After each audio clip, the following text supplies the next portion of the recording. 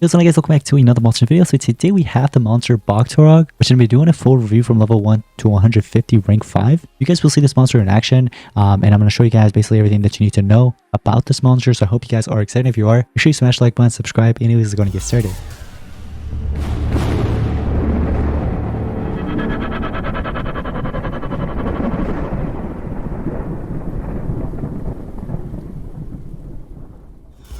Alrighty guys, so take a look at this. We have 8,900 cells. I'm going to go ahead and actually head over here real quick and straight up. Oh, wait, placing the wrong monster. Whoops. Alright, there we go. I'll place this one real quick and spend the 5 keys there real quick. And obviously we definitely want to go ahead and get up to, get straight to like ranking. I don't want to feed it yet. We're going to do the feeding later. But yeah, we have all the cells and everything we needed. But I do want to give a huge shout out to Social Point for basically sponsoring this video. They went ahead and give me everything that is basically needed to make this video possible for you guys.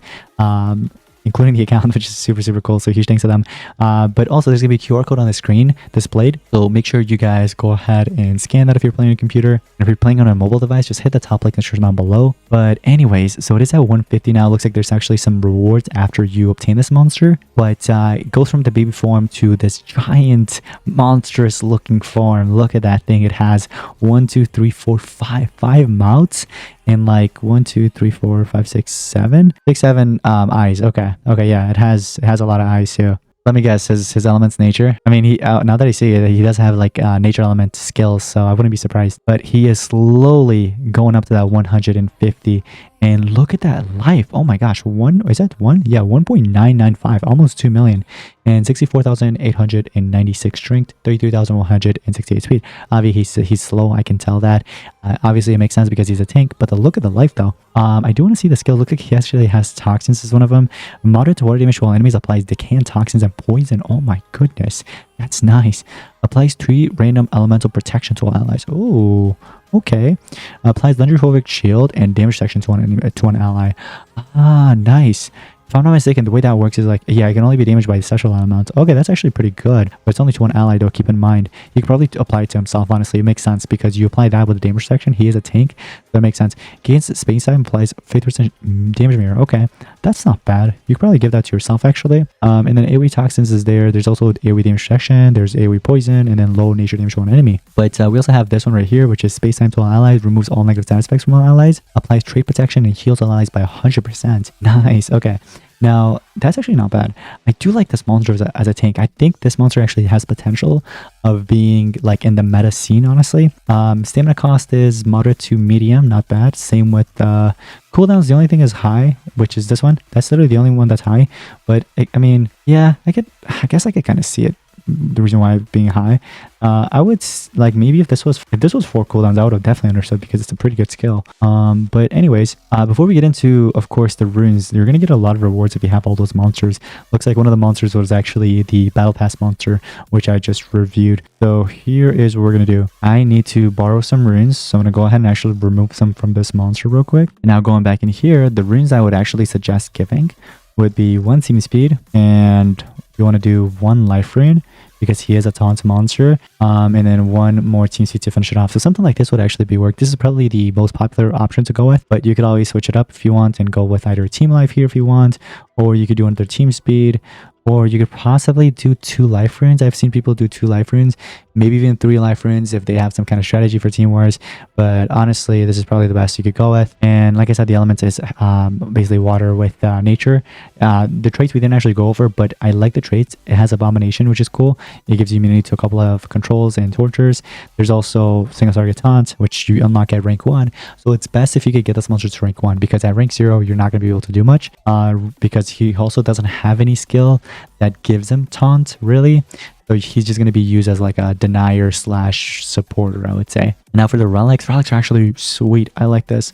Okay, so for relics, I'm going to do a pure Gaia, but you could also go with a couple other options that are there. You can even go as old as like a Hammergrum's shield if you want. For this one, I would do either Golful's amulet with that one skill that he has, the AoE skill. Where is it? This one. It's actually not bad because, well, actually no, toxins already come with that. So if you don't want, you don't have to give this if you don't want to. You could also go with something that will heal the monster as well, or just regenerate the stamina. That also works, like Tiny's amulet or something. But there's all the there's many other great options than that one actually. But without further ado, guys, let's head over to not treasure cave. I misclicked that. We're gonna go to adventure map. All right, guys. So here's what you want to do. You want to actually pair it up with 2 dodge area monsters. It works best with 2 dodge areas, but you don't have to. Now I paired it up with Gonzo. I know that Gonzo's a little old, and some of you guys are probably gonna be like, "Oh, why'd you do Gonzo?" Listen, I understand he's old, but I just used it because of the dodge area, but also I needed a supporter. So I was like, you know what, why not just go with Gonzo, right? But there's obviously better options than Gonzo. We have Maximus as my attacker / dodge area, and then we have the tank, obviously. So here we go. Now I'm actually going to charge up for the first 2 turns just so I can actually give this tank a turn. So it looks like the tank, once he got the turn, what do you call it? The amulet kicked in, Gothfeld's amulet kicked in and give basically toxins to everybody. So in case if you don't, and let's say if you don't end up using this skill right here to start off with and you do something else, that's fine because they still get the toxins. And then looks like there's also decay. Where the heck did the decay? Oh, from the status caster, right? So the decay also came from the status caster. So they're going to be removing, they're going to be losing a lot of life. But again, if you don't want to do this, that's completely fine. You can actually use something else if you want. There's space time. There is a 3 elemental protection. So for example, if I were to actually use this, I want to see what I actually end up getting. There's fire, thunder, and some other protection that I just got. So yeah, you could literally get protection from different elements, which is cool. And like I said, another thing is if you don't end up using these and you want to use this, there's a chance that the toxins might actually miss. So if it ends up missing, you basically have that relic, Gothfeld's amulet, kicked in that eliminated or kind of kicked in, and what do you call it? It kicked in to land on them. You know what I mean? So that's always going to land on them. So anyways, I'm going to go ahead and let this monster get a turn in. But look at the tortures kicking in. The decay, we had double decay, which can be stacked. Keep in mind, there was toxins and there was something else on top of that. So it really did a lot to them. Now right here, when this monster gets a turn, look, there's Chillong right there. That's going to get the turn in a second. So what I'm going to do is I'm actually going to apply the damage section with Legendary Phobic Shield to myself. Or I can actually do this Space Time. Which one do I want to do? Space Time, or should I do this one? We'll do Legendary Phobic Shield with the other one. So I can only be damaged by a Legendary Shield, I guess, or that legendary element skill. Let's see, he gets a damage, and look at that. Couldn't damage him at all. 0 damage. Only thing that did was there's boiling and sunburn, and obviously you can't really stop that. Now that he got the turn in again, you can basically do the space time if you want, or you could do the 3 elemental protection. That also helps. You can't go wrong with that. I'm gonna do this one. It comes with a damage mirror as well. So the damage mirror is actually for all your allies, which is cool.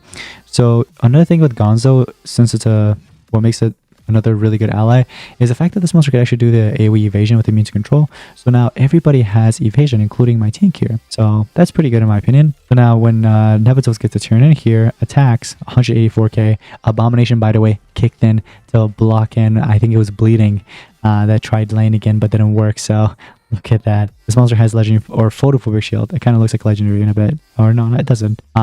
So he has the legendary, or he has a light one, but I have the legendary one. I'm going to do the decay. Oh, it missed. Look at that. Okay, we're going to do 3 elemental protection. I could do random negative status effects, evasion, or stamina regen. Why not? I mean, you can't go wrong with that. We're going to P yard and damage them, and look at that. With all the extra damage, we went ahead and eliminated the monster. So I'm going to say, guys, this monster has potential. I'm gonna say that. I think this monster does have potential in my opinion. I really think he does. So if you are thinking about obtaining the monster, it is part of the event board here.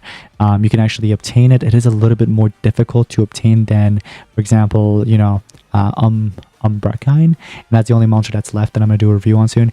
But yeah, this one is a little bit harder to obtain. But if you can get your hands on it, the monster is pretty good, guys. If you want to max it out, you need 350 Ancestral Champion tokens, which is a bit hard to obtain. Actually, it's very hard to obtain. But if you could get it, I mean, it's pretty good. Imagine if they actually bring this monster up in the Black Friday deal soon. That would be pretty nuts. I feel like that would be pretty worth, it'd be worth your money. That's what I'm gonna say. But I'm actually excited to see what monsters they're actually gonna bring for the Black Friday deals. I'm gonna make a video very soon once they do drop it, and I'm gonna let you guys know which ones are worth it and which ones aren't.